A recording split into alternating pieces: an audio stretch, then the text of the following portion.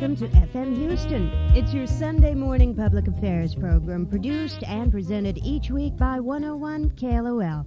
Coming up in just a bit, your Sunday jazz brunch with Becky Wise. Always a nice part of your weekend. Hope it has been a good one for you. I'm Martha Martinez, and your host this morning is Brian the Butler.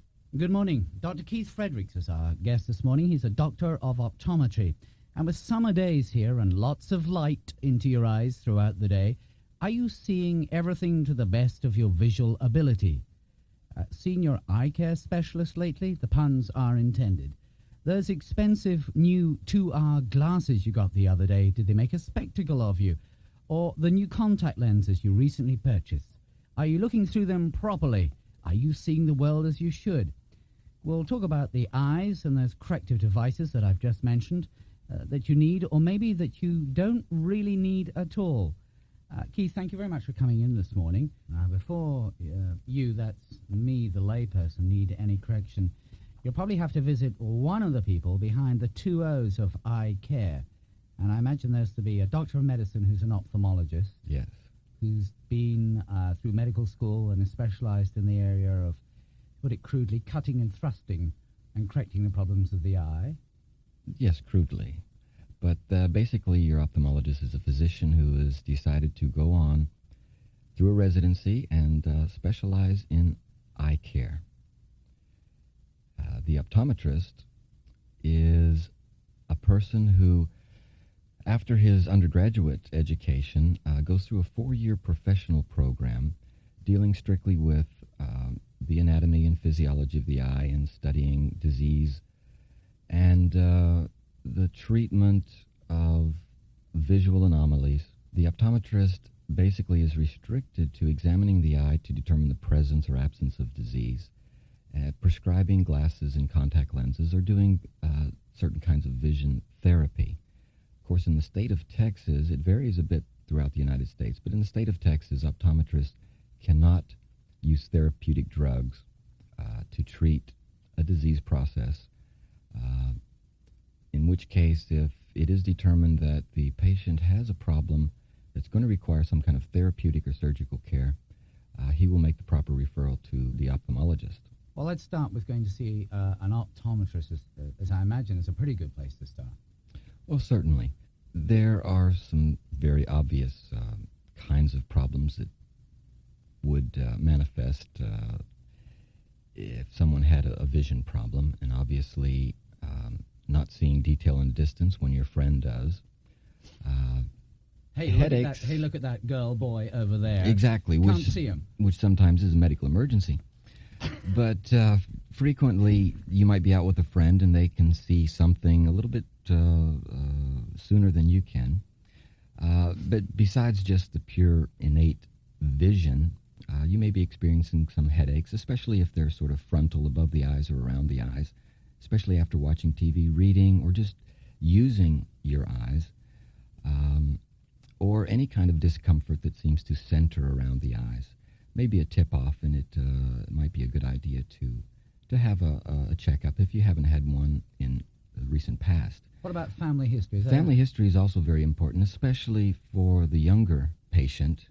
Every child should have a routine eye exam before entering school, whether it's preschool or first grade, because they're thrust into a situation where vision is going to affect their performance. So it's important that they don't get off to a bad start. And frequently, children won't manifest any problem, but they may have a vision anomaly which doesn't allow them to see efficiently. And they can build up some bad habits rather quickly as far as having an aversion to reading, which is very important. Of course, reading is the basis of all education. And if they have a problem which does not allow them to read efficiently, children are very adaptable, but they also build habits, bad habits, very quickly.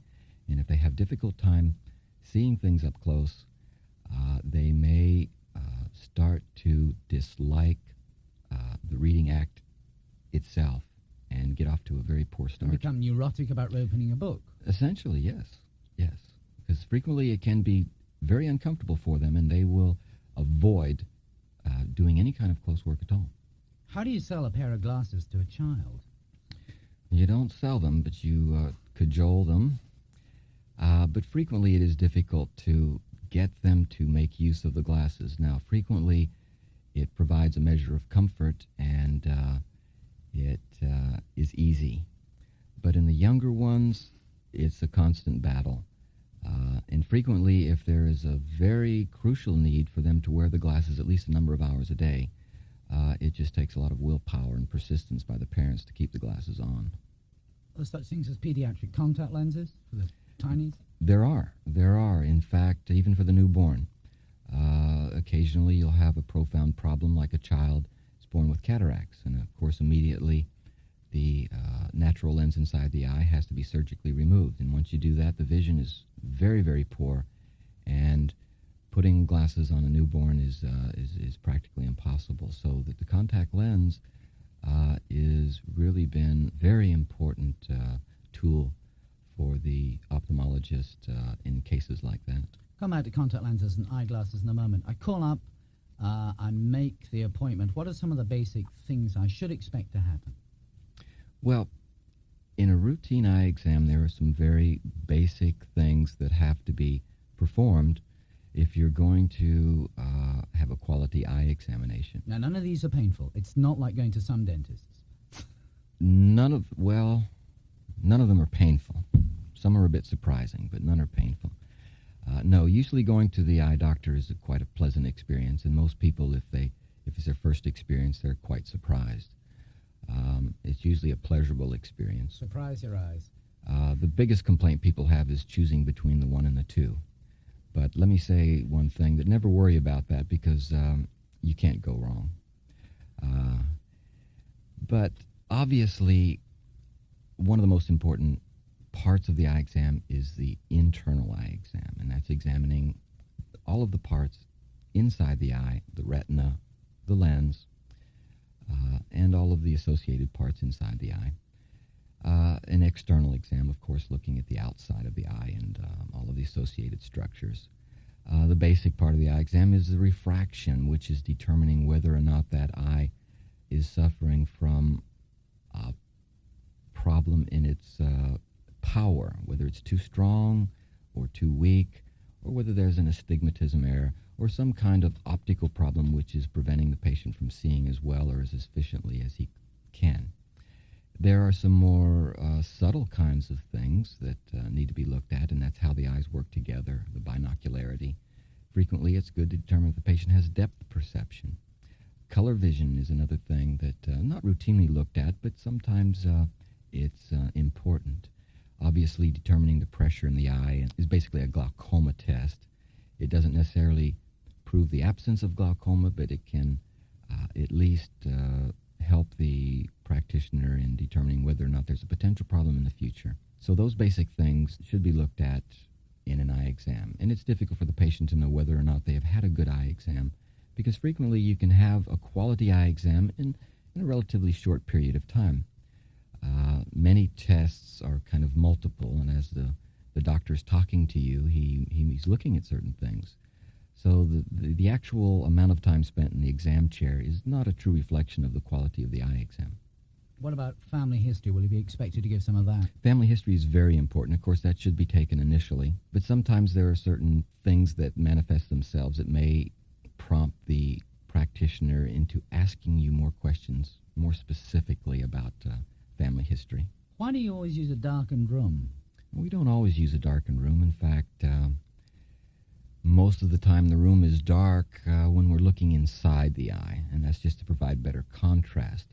For the most part, moderate illumination is used, and the reason for that is that we don't want the size of the pupil to be too large when you're doing the testing of the eye as far as the vision, because the size of the pupil can have an effect on depth of field and ultimately what the proper kind of correction is going to be. Well, the prescription for glasses, what does that actually tell me when it is handed to me? Well, it doesn't tell you a heck of a lot unless you can interpret all those numbers. Can you ask somebody to explain them to you? Oh, yeah. In fact, you should ask your eye doctor basically what they mean. And you may get a very short succinct explanation, or you may get a long explanation.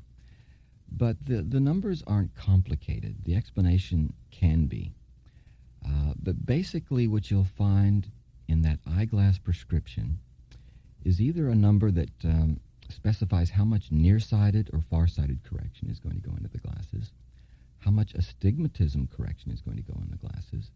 And basically with astigmatism correction, it's a little more complicated because there's a certain number as how much of the correction and where it's located in the lens. And also there's another number that is not in a lot of prescriptions, but it's called prism. But sometimes this is prescribed because there's an alignment problem with the eyes.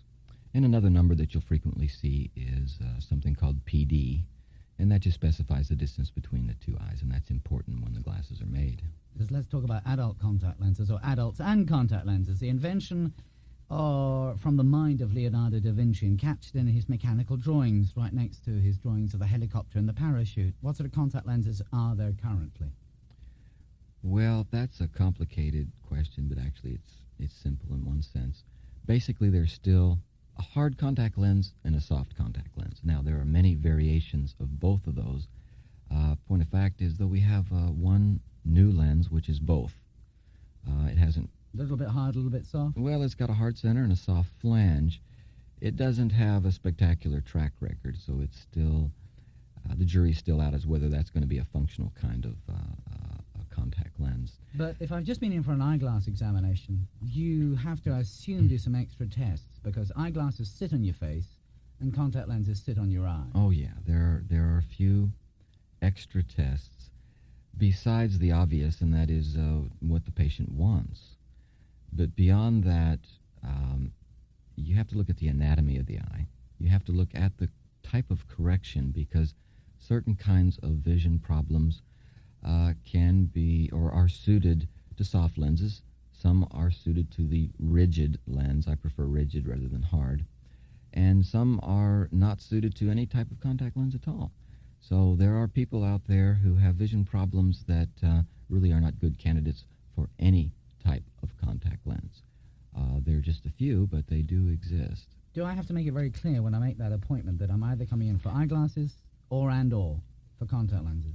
Well, you should, because the doctor should anticipate. That way it gives him a little bit better jump on what he needs to look at, and that way you don't surprise him at the end or after the eye exam is done and he hasn't really gotten all the information that he needs. So I can't just wander in with the eyeglass prescription and say, hey, doc, I changed my mind. Can you write this out for contact lenses? No, because those extra measurements have to be taken into consideration, and also the physiological aspects of wearing contact lenses has to be taken into consideration, and that has to be done in the examination room. And beyond that, you should make it clear right from the beginning that you at least express an interest in contact lenses, because again, there is the practical aspect and there's a functional aspect of wearing contact lenses. It may be possible for you to wear contact lenses, it may not be practical. So that may require some explanation, and it's best to get that all done in the initial eye exam. And I hope cheaper in the end. We'll discuss costs a little later. Exactly. In research for the program, I heard the term a permalens contact lens for extended wear. Then somebody indicated to me that isn't really the correct name. Well, permalens is a proprietary name, and that came about because the first lens approved in the United States was made by Cooper Vision, and they gave it the name permalens, which for is extended wear. Right, and it's a catchy name, and it sort of fits the bill. But it's really a misnomer because there are no permanent lenses. The generic term is extended wear. The extended wear lens is really purely... Terribly convenient. Yes, unfortunately it's too convenient.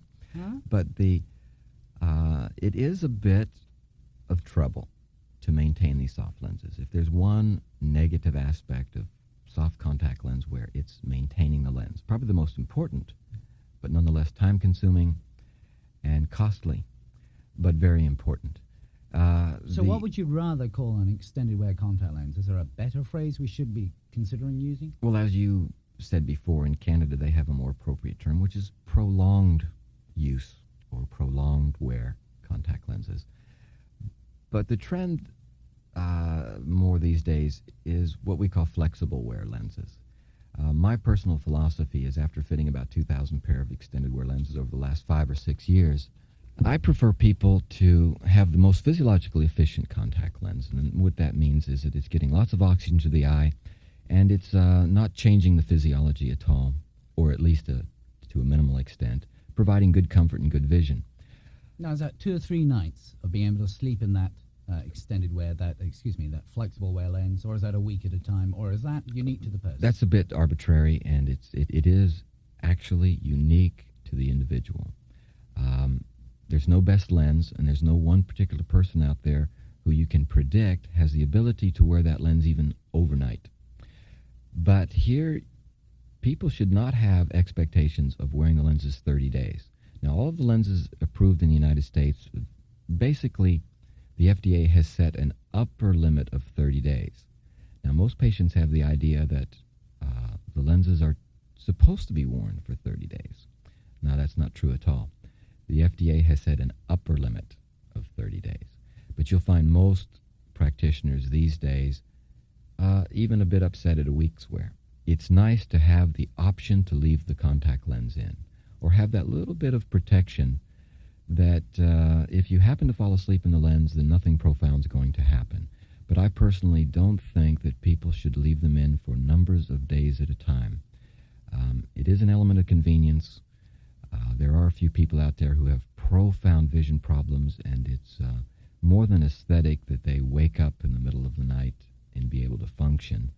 But for the most part, I think lenses should come out each day. How long does a soft contact lens last, by the nature of it being, I've seen them, they look a bit like saran wrap. Well, they are a bit like saran wrap, but actually they're more absorbent. They're like little sponges, and actually the moment you put the contact lens in the eye, it starts accumulating various and sundry things. There are a lot of solids in the tears. There are a lot of large molecules of various and sundry types. And the lens, all soft lenses have a certain water content, and they have a certain pore size. So that makes them susceptible to coating. And there are various kinds of cleaners that are supposed to remove these coatings, but eventually they do not. And eventually it affects the performance of the lens, both visually and physiologically. So there's no real pat answer as far as how long a soft lens is going to last. But the trend is lately to say that it's probably not going to last more than a year. And there are certain practitioners out there who would rather see their patients change them every 6 months. And you can justify that, not necessarily from the consumer standpoint, but from the physiological standpoint. But more than a year is probably pushing it with soft contact lenses, no matter how well you clean them. A couple of points here for the wise-minded consumer and buyer. The prescription for eyeglasses, as we've established, is not the same as for contact lenses. So make it clear when you're going to set up that appointment what it is that you're looking for. If I go to, for example, an HMO health plan and I get an eye exam and perhaps a prescription for eyeglasses, am I going to be covered for the anticipated interest in contact lenses, or is that another ball game completely from eyeglasses? Well, it is another ball game completely from eyeglasses, so that's why you should always, up front, specify your interest in contact lenses. Because, again, all those extra measurements have to be taken, and, of course, the practitioner has to tell you the practicality and the potential problems that might exist with you wearing contact lenses, whether they be soft, rigid gas permeable, or some of the in-between lenses. And so when you walk out of that office, some accommodation should be made for you to be able to purchase contact lenses. And if you walk out of there with just a spectacle prescription, then you are not going to get your contact lenses. How much do contact lenses cost? Because I've seen all sorts of fees quoted in all sorts of areas. So have I. And there's quite a bit of variability there, and it's a little bit deceiving to the consumer. Especially in the soft lens market, you'll see quite a variety of prices for soft contact lenses. And the cost of a contact lens does not necessarily reflect the quality of the lens. Should I get them to split out how much the exam is, and I assume there to be some follow-up care necessary to teach me and train me and make sure I'm keeping to that, and the actual device itself, the contact lens? Well, exactly. I am not a fan of package prices. There's too much that's unknown before that patient goes into that examination room to anticipate what the full fees are going to be, both in the examination and follow-up care and in the contact lens itself. There's just too much variability. And the patient should not anticipate spending $99 when point of fact is he may have to spend $300 to get a functional correction. Do get them to separate eyewear from eye care? I would, yes. How much is the exam and the initial visit to see if I'm A-OK or potentially okay? Exactly, and you should have at least a general idea of what it's going to cost. Now, the practitioner may not be able to tell you exactly how much it's going to cost because he doesn't know exactly how much is involved in fitting you properly with contact lenses. But there certainly are some ballpark figures that you should be able to rely on. And again, I think that the eye exam and follow-up should be separated from the cost of the contact lens, because it may require a lot of follow-up in a fairly inexpensive contact lens, or it may not require a rigorous follow-up, but the contact lens itself may be quite expensive. In research for the program as well, I discovered there's this thing called contact lens insurance, which is offered by some professional eye care offices and seems to be supported by 3 or 4 insurance houses across the country.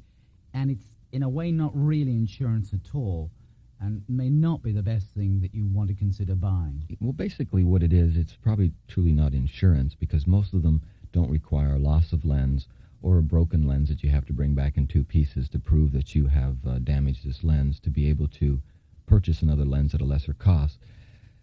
Basically what it is that you are paying some money up front to enable you to order more contact lenses at a reduced fee in the future. And usually there's a certain specific time limit that this covers. And frequently you are limited to purchasing those contact lenses in the office that you purchased this. But my car insurance, Keith, works anywhere in Texas or anywhere in the United States. So if I was flying and wearing contact lenses to New York and blew up a lens for whatever reason, if I was wearing them in New York, surely I should be able to march into any contact lens supplier who carried my brand and from the prescription say, look, I know I wear this, I have this policy. Well, you should be, but that's not usually the way it works. And most of these little policies are specific for the office that's dispensing them. So you have to... So if I live in Southwest Houston and I lose a lens in North Houston and I'm right beside a doctor's office that has the same lens, hard luck. I have to go all the way back to Southwest Houston and try not to hit anybody in the car. Probably. And if you're seeing with just one eye, it might be a long trip. Will most doctors give me a copy of my contact lens prescription? Some will and some won't. And personally, I think everyone, at least once it's established that one particular kind of lens works well in your eye, you should be armed with that contact lens prescription. Because again, if you're out of town or out of state or out of the country, even if that prescription specifies a lens that's not available in the location that you're at least helps that eye care practitioner to know what has already been established as a working lens in your eye. And I think it's the patient's right to know or to have the specifications of the contact lens that he's wearing. The same way my doctor, my internist, my doctor of medicine would give me a prescription for a therapeutic drug, penicillin, and I can go to Walgreens, Eckerd's, Safeway Pharmacy, anything I want, and shop for price and convenience. Once I've proven that I may... Yeah, essentially I feel that way. Now some contact lens practitioners feel like they need total control over the dispensing of the lenses, so they will not release the contact lens prescription. But a soft contact lens is mass-produced, I would think. Well, exactly. When someone is wearing a soft contact lens, it is a specific entity. It has a certain curvature, diameter, thickness, power, and it comes in a little bottle. And so it really can be purchased anywhere. Now, what's important initially when you're first fit with a contact lens, I feel that you should be purchasing the lenses through the practitioner because frequently the lenses will need to be changed if they're not performing properly, and the proper follow-up has to be performed. Once the lens has been established that it is a good, working, physiologically efficient, visually efficient lens, then I think it's probably fair for that patient to be armed with that prescription and have the ability to replace it in a non-complicated situation where they've broken the lens or they've lost the lens, because it's frequently possible to replace soft contact lenses at a reasonable fee, at least more reasonable than it would be to purchase it through the original practitioner. Let's go back and talk about sunshine as we come to the end of the program. Sunglasses, the sun in your eyes. Any quick tips on that? Well, that's been kind of a popular item in the last few years.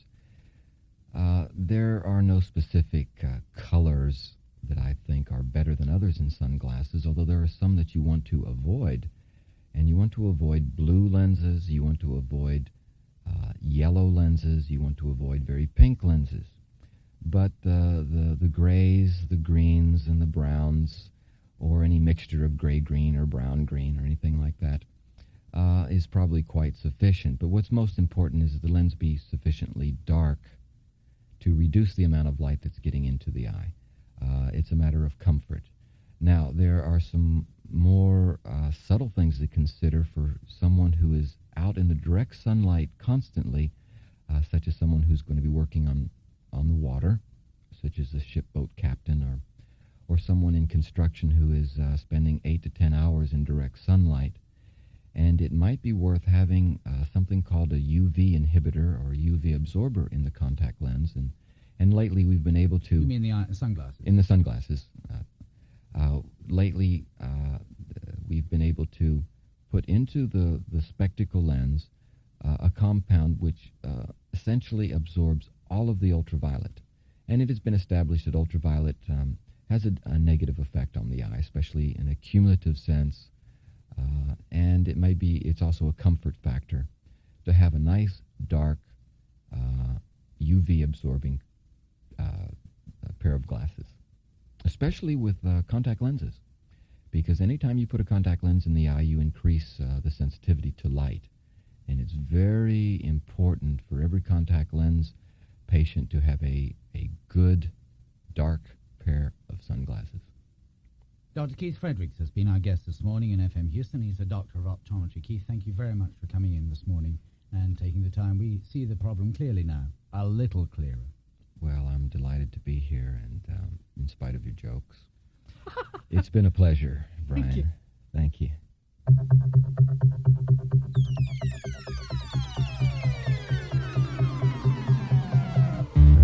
FM Houston is a public affairs program presented each week by 101 KLOL.